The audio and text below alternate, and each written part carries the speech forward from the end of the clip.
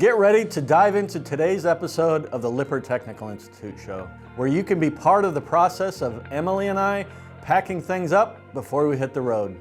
Following up with an opportunity for me to answer one of your frequently asked questions.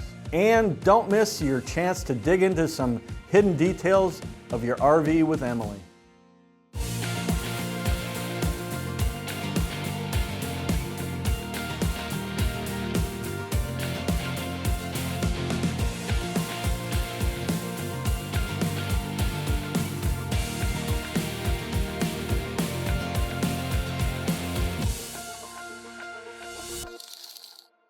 All right, Charlie, it's my turn to ask you a question. Are you ready to pack up camp? Can I be honest? I would prefer if you weren't. Oh, come on. Well, actually, this time I had a really good time camping, but I wanted you to walk me through some type of a checklist for picking up camp and going home safely. I think that's a great idea. I think we can really tackle the teardown checklist together, and I can start cleaning up inside, and you can start outside if you'd like. Actually, have I told you about my bird app? Oh, no. It is an application on my phone that listens to birds and tells me what kind they are. So I will be out there cleaning up. You're going to be cleaning up. You got it. Let's get started. So first things first, let's talk about this checklist. Having a fully developed checklist can prevent you from skipping a crucial step when tearing down the camp. We have all heard those horror stories of someone being in a rush and driving away from their site with the awning left open or the jacks down. So using a list can help prevent that. Now, Emily and I are using the teardown checklists that you can find on the Lippert One Control RV app. One of the benefits of using the One Control checklist is they are already started and can be customized as you figure out your own camping routines. Emily is going through the interior, cleaning our messes, turning off the lights, and securing any moving objects. Now, out here, I have to make sure nothing is going to prevent us from pulling out our camper. There are three main areas that should never be skipped over. These are the slide outs, awnings, and leveling or stabilization. Now, although it might seem obvious, make sure you take the time to close these up. We don't have a slide out on this camper, but if you do, before you close it up, check the roof and clear off any sticks, toys, or anything that could get caught and prevent proper operation or cause damage when you do close up the slide out. Keep an eye on the exterior seals as well. They should be evenly compressed around the perimeter of the slide room. While Charlie is clearing things outside, I'm cleaning up inside. It's important to go through and secure anything that can move during travel. Moving things from the countertops into the sinks and shutting off lights and latching all of the doors. Most RV cabinet and refrigerator doors have door catches, but sometimes an additional safety lock is needed. If we had a slide out, I would also move anything in the path of operation, wipe down surfaces, and take out trash. These little things can prevent you from opening the door at your next stop, only to find a new smell or a dumped cabinet. As for the awning, you might have set up an awning patio room, or the kids could have thrown a pool noodle in the arm assembly. So making sure that you clear this stuff away before you close the awning is super important. It can be tempting to use the awnings to hang things from or move cords out of a walking path, but these things can damage the assembly and prevent you from leaving camp. Now, slide outs have wiper seals to clear away water, but your awning needs to dry out before retracting it. Not letting your awning fabric dry out can create an environment for mildew to grow, and over time, this can ruin the fabric. With everything tidied up and secured inside, we need to make sure each window is closed and fully latched. Windows left open or cracked can allow for the window pane to flex and twist, which can lead to the window shattering. Also, put the window shades into a travel position. Often the shade will have blind clips at the bottom of the window to secure it in place, but fully retracting the shade works as well. On our way out to help Charlie, we'll check the levels at the control panel to see if our battery is charged, if our holding tanks need to be emptied, and turn off any remaining lights or appliances. The last area I wanted to talk about is leveling. Some systems will have an emergency retract function built into the system, but this doesn't completely prevent damage of attempting to pull away with the jack still extended. Additionally, most electrical stabilizers and manual scissor jacks do not have this emergency retract function. So coupling that with the jacks being hidden under the trailer, it can become an out of sight, out of mind situation. Now, if you drive away with these down, you can not only damage the stabilizer, but also the frame. We have manual scissor jacks, so I'll be putting these into a travel position with our cordless drill. And I'll be keeping an eye out for rust or cracks. Using a dry silicone lubricant on rusty areas will protect that area from further water exposure while traveling. And once at your new destination, you can fully clean the area and lay a nice coat of rust inhibiting spray paint on any stationary parts. Wait a minute. Shh. Did you hear that? That is a particular bird. Wait a minute.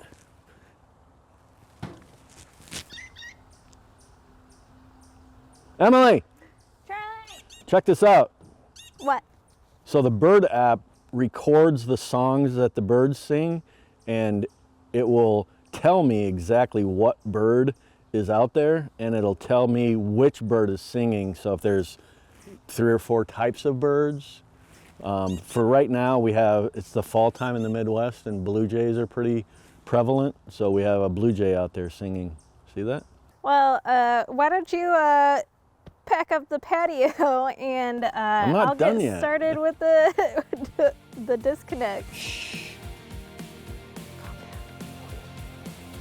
All right.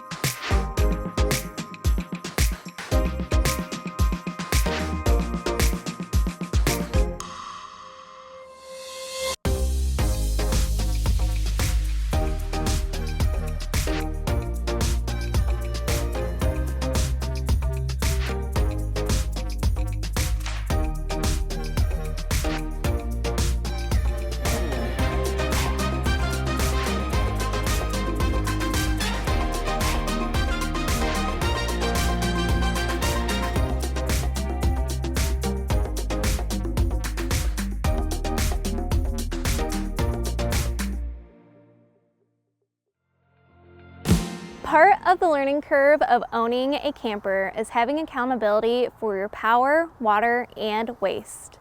If comparing RV utility management to a residential house, the major difference is you have to learn all of your connections and be mindful of when things need emptied or filled. Let's talk a bit about power first. We have covered the basics of RV electricity before, but what does that really look like? Well, that depends on your RV. Of course, there is the battery, which we know can vary depending on preference. But for shore power, the most common connections seen on campers today are 30 amp power cords like we have here, and 50 amp, which is a 4-prong heavy-duty cord. But even with these standardized connections, one essential I recommend traveling with are adapters. Some RVers call these dog bones, and this can really save the day, but it is important to keep in mind that these adapters don't change the power being supplied, which means if you plug your 30 amp system into a 15 amp outlet, you are only getting 15 amps to power your camper. And trying to run too much could cause breakers to blow.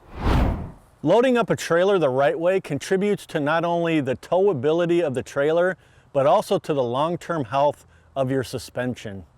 Now, we have talked about proper loading and weight distribution a lot for traveling. So when loading chairs, patio sets, camping gear back into the travel trailer, try to ensure 60% of the weight is in front of the axle and about 40% is behind the axle. This will help the suspension not be overweighted in any one of the areas and allow the tongue of the trailer to stay engaged with the tow vehicle hitch. The next connection we need to take care of is water. This will look different for each trip. You might be connected to city water, or you might be pulling from your freshwater tank. Before leaving, we need to make sure that our drinking water hose is fully disconnected from the city water connection, emptied and stored away, which is the obvious step. The less obvious step is whether you need to empty or fill the freshwater tank. Take into consideration things like future plans, water availability, and weight.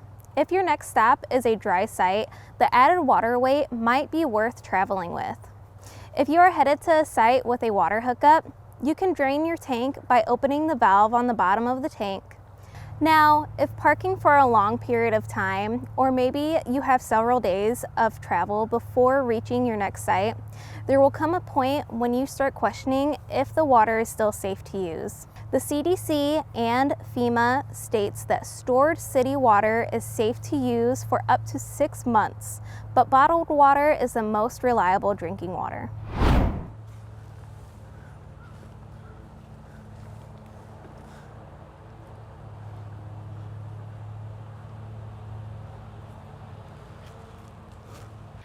Our last utility is sewer. On an RV, wastewater is separated into 2 different holding tanks.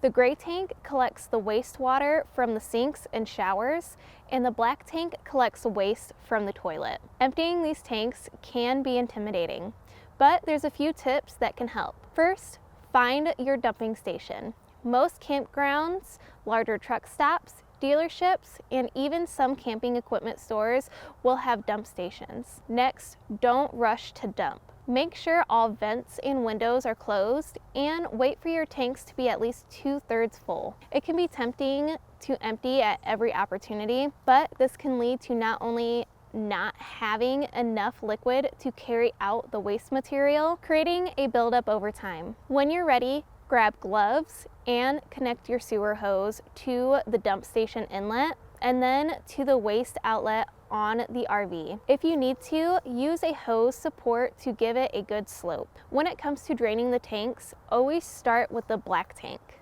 Let it fully drain, then close the valve. A clear elbow can help you tell when it's fully drained. At this point, you can flush the tank by filling it 2/3 of the way with water, then draining it again. But if there's a line behind you, you can skip flushing and move on to draining the grain tank, which will help flush the hose. Just make sure your black tank is shut before opening the gray tank.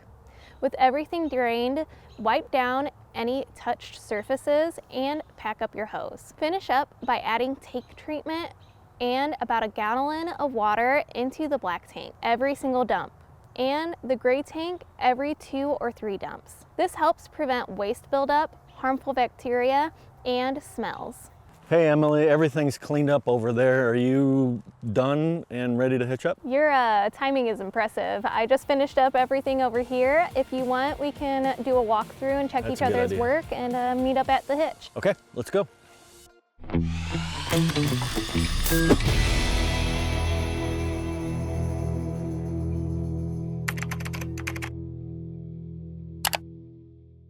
One of the most frequently asked questions, or comments for that matter, is I feel very anxious or nervous about both driving a 20 or 30 foot trailer down the road and especially backing up that trailer into a camping spot. So what we're going to do is show you how to run through the safety measures and the proper technique at driving with a trailer, and we'll show you exactly how to back up a trailer into a camping spot.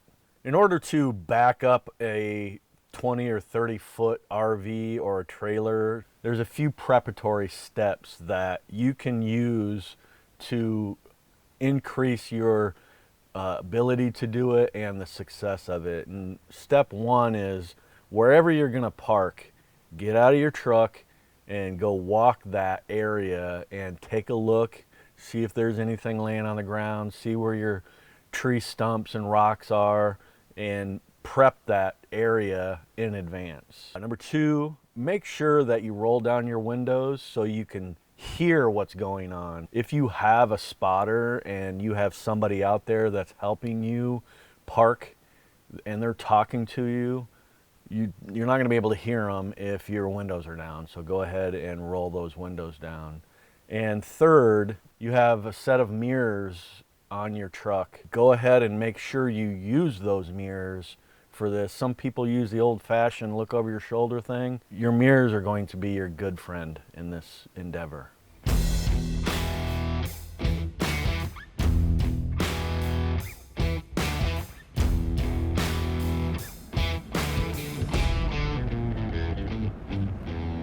Some of the most important parts of driving with an RV is knowing that you have a lot of extra weight and that it's two vehicles hooked together. So you need to take wide turns and follow far enough back that when you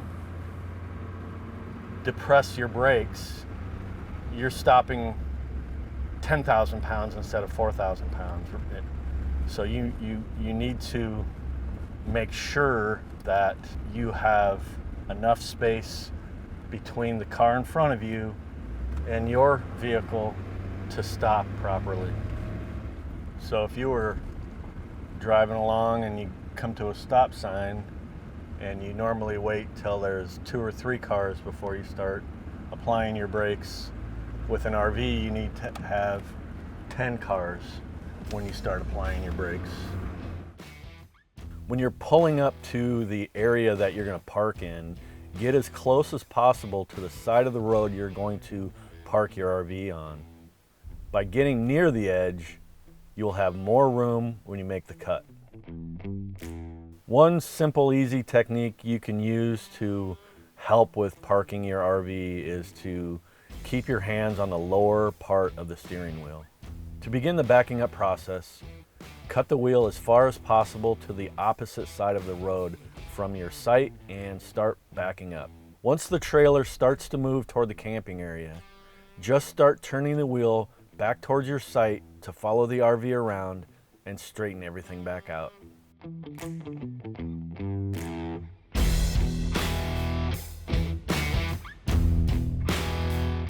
Once you're close to the parking spot that you want to be in, you can make minor adjustments by pulling it forward and back until it's exactly where you want it. And don't forget, even the most experienced drivers can have issues, so don't be afraid to stop at any point to assess the situation. If you enjoy the content so far, please subscribe to the Lippert Technical channel to keep up to date with our latest videos. Charlie, it's the Lippert Technical Institute channel. What did I say? Well, Charlie, everything looks great. I think you got everything closed up properly and you didn't miss a thing. Awesome. So I think since we're already hitched up, we should probably talk through the process of hitching your trailer to the tow vehicle. For a lot of RVers, it's a very intimidating process. Yeah, it's an incredibly hard thing to get over as somebody that's never done it before. I agree, and a lot of people get really worked up over how many times they have to back the truck up to the trailer. Well, people are watching. The reality is nobody cares, and it takes a few times for everybody.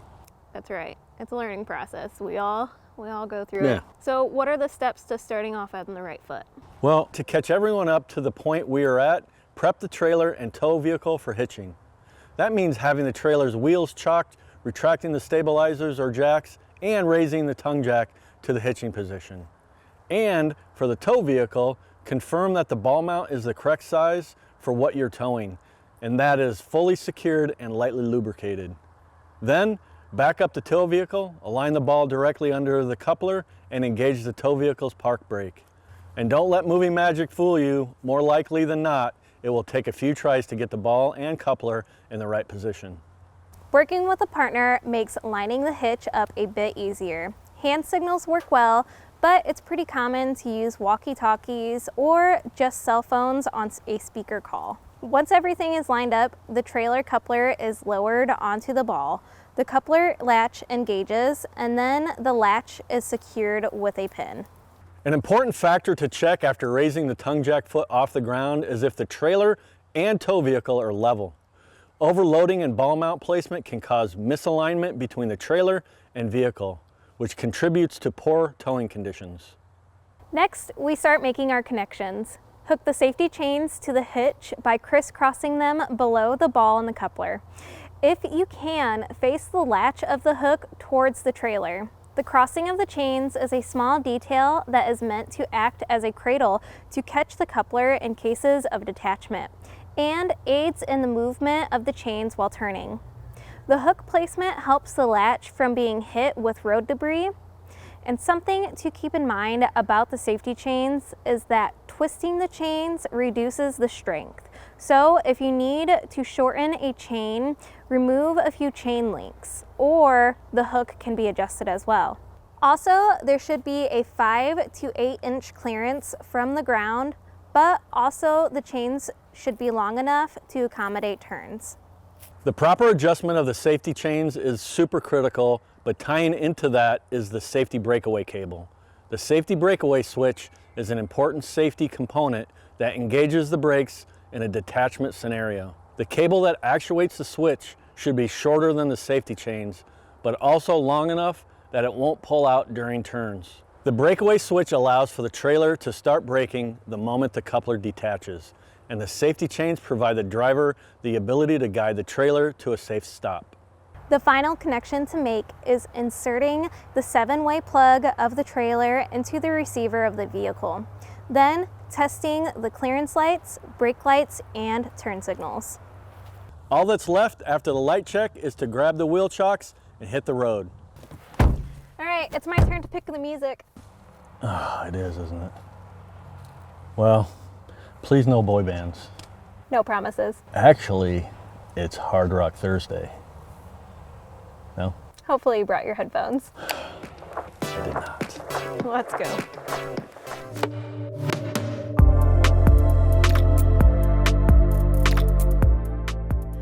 RV plumbing systems are straightforward once you know the basics of water supply, like the fresh water tank or city water connection, waste management for your galley, gray, and black water tanks, and key components like your water pump or pressure regulator. Proper maintenance and care ensures the longevity of your system and the comfort of your RV experience.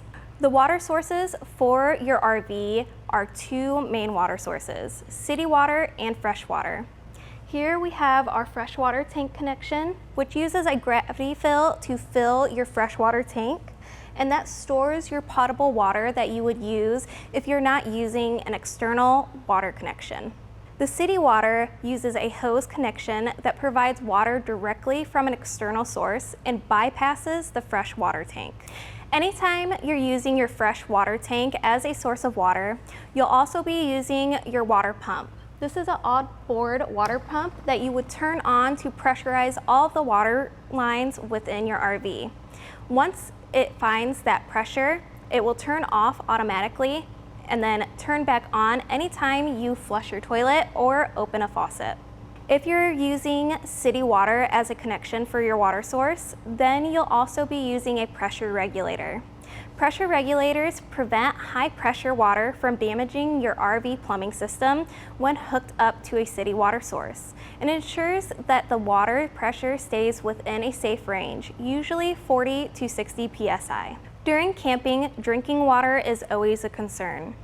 If trying to avoid the bottled water route, you have several options for water filtration systems. These can be systems that you can use between your city water hookup and the actual water source, or inline filters that are installed within the RV. These systems will not only filter the water, which will enhance the taste, but some systems like the Accuva will also sanitize the water using a UV light. Most RVs have a water heater installed to the water system. And if you have a tank style water heater, then you'll also have a bypass on that water heater. Turning these valves cuts off the water supply from going into your water heater and will bypass it so you can winterize those lines properly.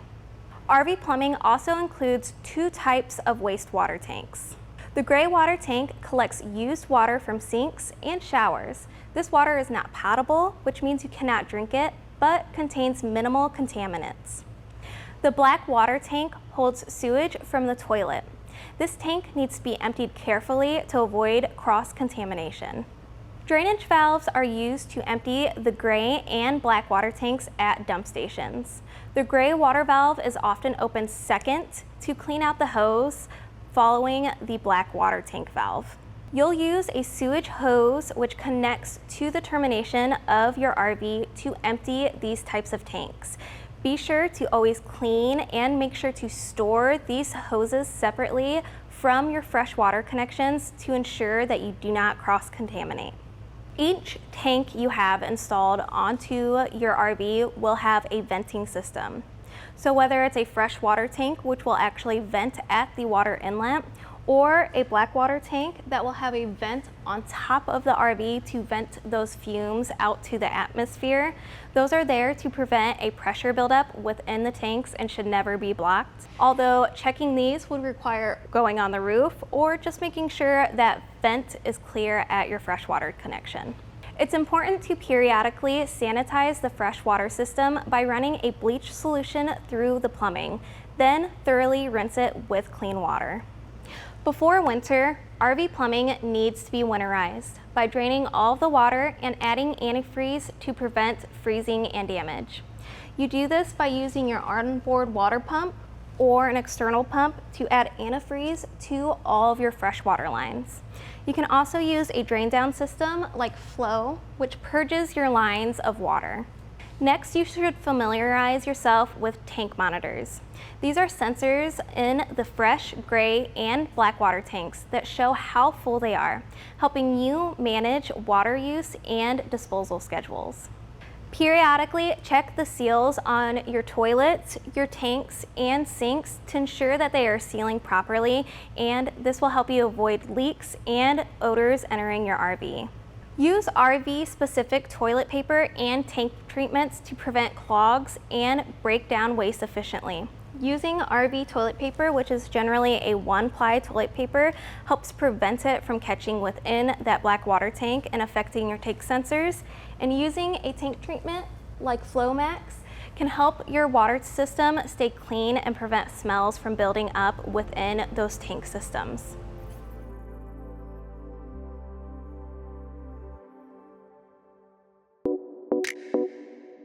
Welcome to your Lippert Technical Institute. Are you ready to elevate your skills and knowledge? Whether you're aiming to advance your career or expand your expertise, our free online courses are here to support you. With tailored content on over 30 products, we cater to both technicians and owners, with new additions regularly. Registration is free and easy. Visit lippert.learnupon.com and register. Once logged in, your personalized homepage will keep you updated on your learning journey. And you can click on Catalog at the top and select from a diverse range of courses. We are thrilled to introduce our new Slide Out Learning Path program for technicians. Developed in collaboration with RVTI, this program offers a structured path to achieve your RVTI Level 3 Slide Out certification. This will not only certify you, but also set you on the path to becoming a qualified Lippert Slide Out technician. Stay tuned for more updates as we continuously expand and enhance our content. Start your journey today with Lippert Technical Institute and unlock your potential. Visit lippert.learnupon.com to get started now.